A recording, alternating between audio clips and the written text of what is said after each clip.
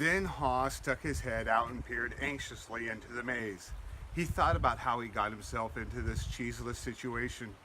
He had believed that there may not be any cheese in the maze, or he may not find it. Such fearful beliefs were immobilizing and killing him. Haw smiled. He knew him was wondering, who moved my cheese? But Haw was wondering, why didn't I get up and move with the cheese sooner?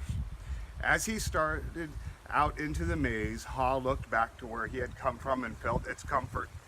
He could feel it himself being drawn back into familiar territory, even though he hadn't found cheese there for some time.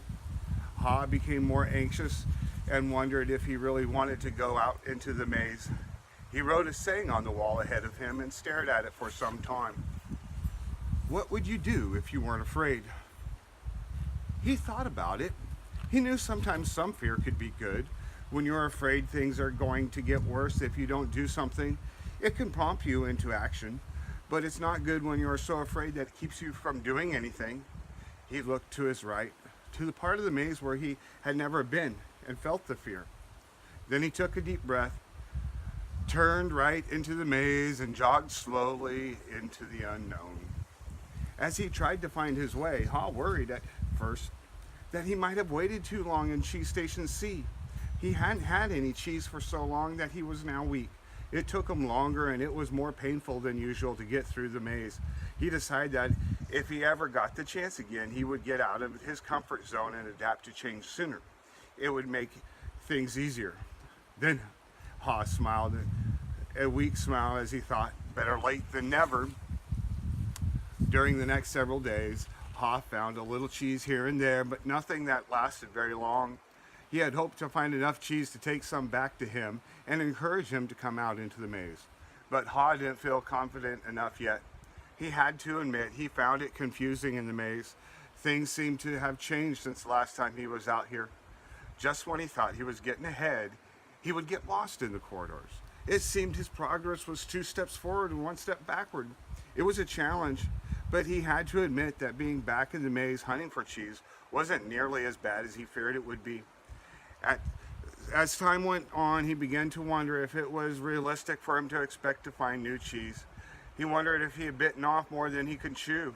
Then he laughed, realizing he had nothing to chew on at the moment. Whenever he started to get discouraged, he reminded himself that what he was doing, as uncomfortable as it was for the moment, was in reality much better than staying in the cheeseless situation. He was taking control, rather than simply letting things happen to him. Then he reminded himself, if Sniff and Scurry could move on, so could he. Later, as Haw looked back on things, he realized that the cheese at Cheese Station C had not just disappeared overnight. As he had once believed, the amount of cheese that had been there towards the end had been getting smaller, and what was left had grown old. It didn't taste as good. Mold may have even begun to grow on the old cheese, although he hadn't noticed it. He had to admit, however, that if he wanted to, he probably could have seen what was coming, but he didn't. Haw now realized that the change probably would not have taken him by surprise if he had been watching what was happening all along, and if he had anticipated change. Maybe that's what Sniff and Scurry had been doing. He decided he would stay more alert from now on. He would expect change to happen and look for it.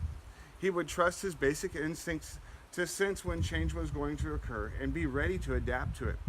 He stopped for a rest and wrote on the wall of the maze, "Smell the cheese often, so you know when it's getting old."